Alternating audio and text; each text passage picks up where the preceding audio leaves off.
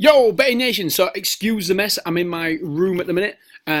Somebody has nicked my charger. Somebody has nicked my charger. When I was out, when I was working yesterday, I had in my little office, obviously my little office, nice little position I've got just overlooking the pool, and I left my Prada sunglasses there and my charger. What a wally! They're both gone. So today, this only lasts about 10 minutes, so I'm going to do really, really quick. Because I need to get this live as well. I need to go and buy a charger for this MacBook. Hopefully somebody sells chargers on their own, otherwise I'm in trouble.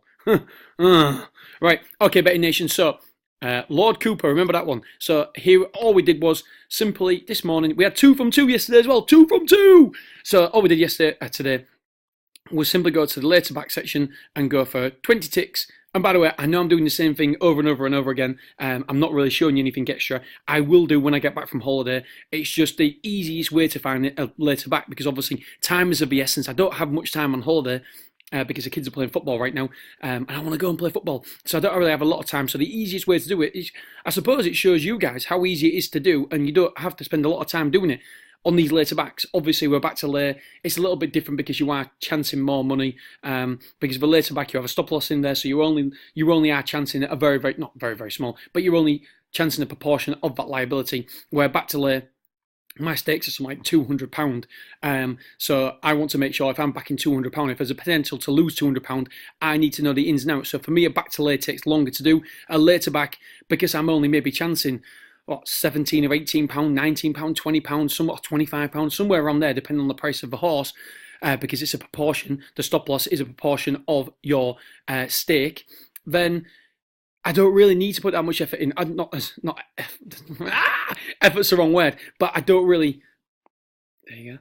I don't really need to delve too deep, because I'm not risking that much, and it's a risk to reward ratio. It's not worth my time to put any more effort in. So, and you don't need to on a later back, to be perfectly honest. You don't need to watch all the replays, etc., etc.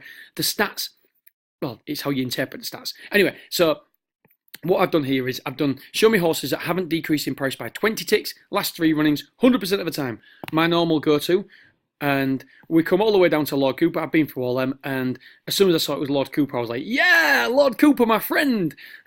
Because if you remember, I said, I've done this before, and I said that my friend's lad is called Coops. So we've mentioned it before. So basically, if you look, held up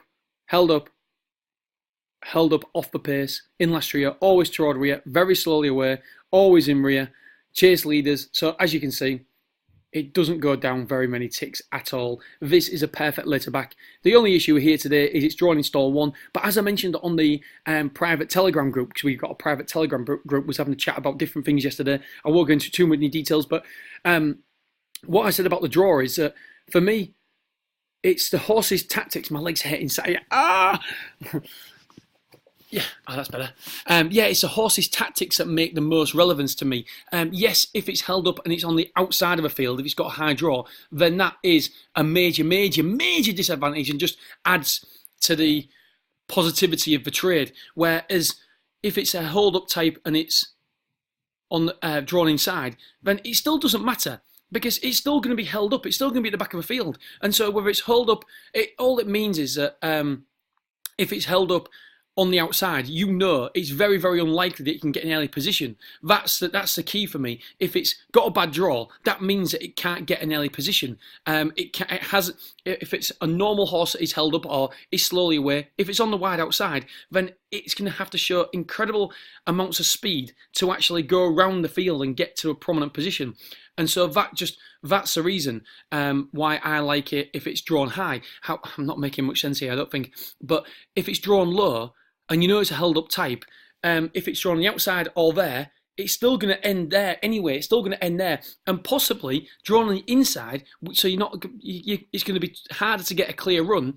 It could be even potentially worse. We know this horse is held up. I mean, it's been held up in the last 1, 2, 3, 4, 5 runnings. So yes, there's always a chance that they'll change tactics, but the chances are, because this horse is so slowly out of the stalls, that it's unlikely to change tactics, because it's unlikely to do anything else. So even in stall 1, as long as we are relatively confident that this horse will be held up, then stall 1 doesn't bother me. Stall 2, stall 3, the draw really doesn't bother me. It's an added bonus, because you know if it's drawn high, then there's little chance of it to actually lead or to get anywhere near the front, and therefore the in-play market won't react as much. I said I wasn't going to go on about it, but here I am spending about 4 minutes, and look at that, it's going down. Right, let's hopefully... I don't know if I'm going to get a chance. Oh, there it is. I've got it loaded up already. All right, let's just show you a really, really quick one. And I still need to load all this up as well. Lord Cooper. So it's drawn install 7. Upset. There. Oh, no. And they're away. Anyway, there it is. And out well was Flirtari, having looked in. Right, Betting Nation, I'm going to have to go because otherwise I'm not going to get this on. Right, love you loads. Speak to you soon. Bye.